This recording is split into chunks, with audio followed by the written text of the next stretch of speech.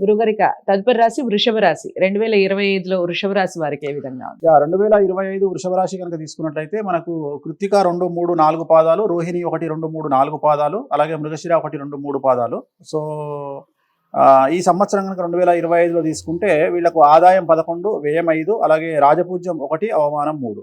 So ఆర్థిక పరంగా చాలా అనుకూలంగా ఉన్నటువంటి రాశి. ఈ రాశులన్నింటిలో తీసుకుంటే వృషభ రాశికి ఎక్స్ట్రీమ్ రాజయోగం అనేటువంటిది ఈ సంవత్సరం కనిపిస్తూ ఉంది.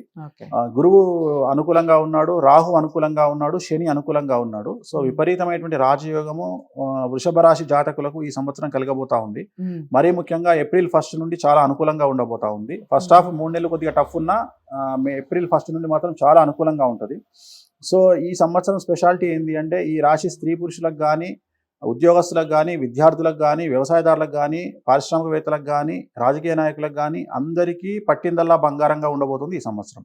సో ఈ సంవత్సరం ఎక్స్ట్రీమ్లీ పాజిటివ్ ఉండబోతా ఉంది. రావాల్సిన డబ్బులు వస్తాయి, రావాల్సిన బాకీలు వస్తాయి, కోర్టు వ్యవహారాలన్నీ క్లియర్ అవుతాయి, సంఘంలో గౌరవం పెరుగుతోంది, రావాల్సిన బాకీలు వసూలవుతాయి, మీరు చేసే వ్యాపారంలో రూపాయికి 100 రూపాయలు సంపాదిస్తారు, కొత్త కొత్త పదవులు రావచ్చు, అలాగే ట్రాన్స్ఫర్స్ కోరుకునే వాళ్ళకి ట్రాన్స్ఫర్స్ ఉంటాయి, అలాగే ప్రమోషన్లు కోరుకునే వాళ్ళకు ప్రమోషన్లు ఉంటాయి, బదిలీలు కోరుకునే వారికి బదిలీలు ఉంటాయి. సో భార్యాభర్తల మధ్యన అన్యోన్యత పెరుగుతుంది. సో ఏ రకంగా తీసుకున్నా వృషభ రాశి వారికి 100కి 100% అనుకూలమైన సంవత్సరంగా భావించాల్సి ఉంటుంది. వీళ్ళకు ఎటువంటి రెమెడీస్ అవసరం లేదు.